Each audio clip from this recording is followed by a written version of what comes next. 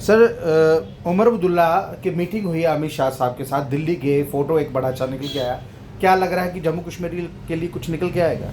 देखिए, जब से ये बात चीफ मिनिस्टर उमर अब्दुल्ला साहब की होम मिनिस्टर के बीच में मीटिंग हुई है, तभी से तमाम पत्रकार मित्र ये जानने का प्रयास कर रहे हैं कि आखिर अमित शाह और चीफ मिनिस्टर उमर अब्दुल्ला साहब के बीच में मीटिंग क्या हुई है।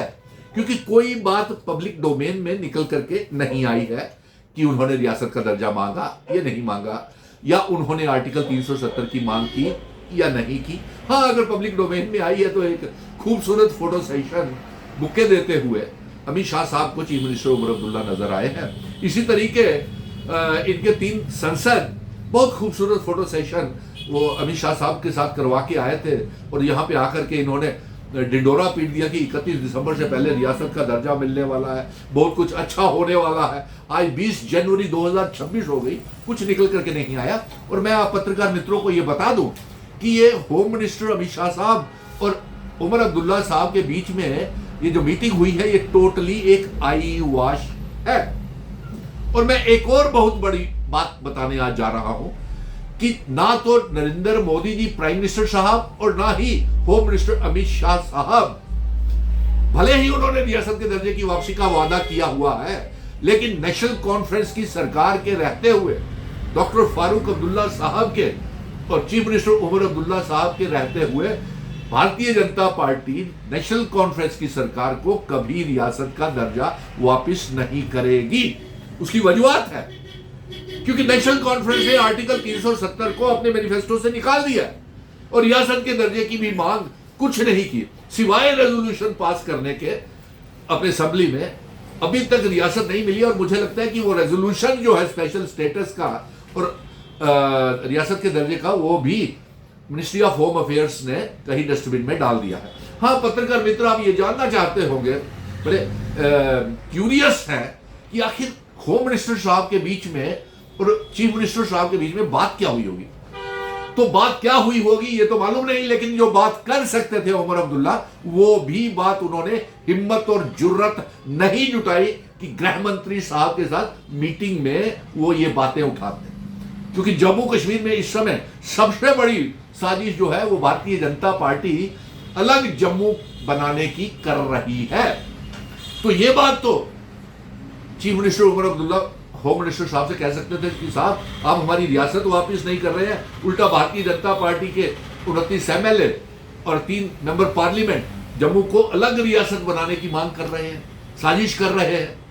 और दूसरी आप ये भी मांग कर सकते थे कि देखिए साहब, जम्मू कश्मीर का गवर्नमेंट मेडिकल कॉलेज माता वैष्णो देवी श्राइन बोर्ड का बंद कर दिया, और हमारे बच्चे कहां से आप ट्रेनिंग करेंगे।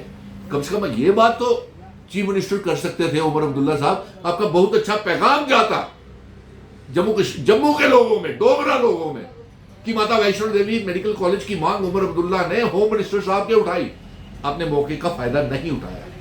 आप ये भी बात कर सकते कि सेपरेट जम्मू की मांग जो है आपके भारतीय जनता पार्टी के 29 जयचंद MLA जो है वो बात उठा रहे हैं, आपने ये बात भी नहीं की। आप जो तीसरी बात ये भी कर सकते थे कि इस समय लॉ यूनिवर्सिटी के ऊपर एक बहुत बड़ा महाज खड़ा हो गया है, इसलिए 2 लॉ यूनिवर्सिटीज, एक जम्मू के लिए एक कश्मीर के लिए दी जाती है, आपने ये बात भी नहीं की। अरे हम जब जम्मू में बात करते हैं लॉ यूनिवर्सिटी की खोलने की, तो वो उसमें खित्ता पीर पंजाल भी आता है, खित्ता रीजन जो चिनाव वैली भी आता है, कहीं भी खोले, लेकिन आपने ये मौका भी गंवा दिया। चलिए, ये भी मौका गंवा दिया। आप ये बात तो कर सकते थे कि आपने जो मैनिफेस्टो के वादे जो लोगों के साथ किए हुए थे, ये तो होम मिनिस्टर साहब से आप कर सकते थे कि हमें साहब, हमने लोगों से वादा किया हुआ है 200 यूनिट बिजली फ्री देनी है, 12 गैस के सिलेंडर देने हैं, डबल राशन देना है, 1 लाख नौकरी देनी है, हमारे पावर प्रोजेक्ट हमको वापस कर दीजिए, हमारे रैटली का पावर प्रोजेक्ट हमको वापस कर दिया। आपने मौका गंवा दिया। पत्रकार मित्रों, उमर अब्दुल्ला ने यह मौका गंवाया है। उन्होंने कोई बात भी नहीं वहां पे की सिवाय बुक्का देने के। और जो पत्रकार ही मुझे कह रहे थे कि शायद लोहड़ी की मुबारक दे करके आए होंगे या 26 जनवरी की मुबारक देने गए होंगे हमेशा से, इससे ज्यादा कुछ नहीं है और उम्मीद भी नहीं है।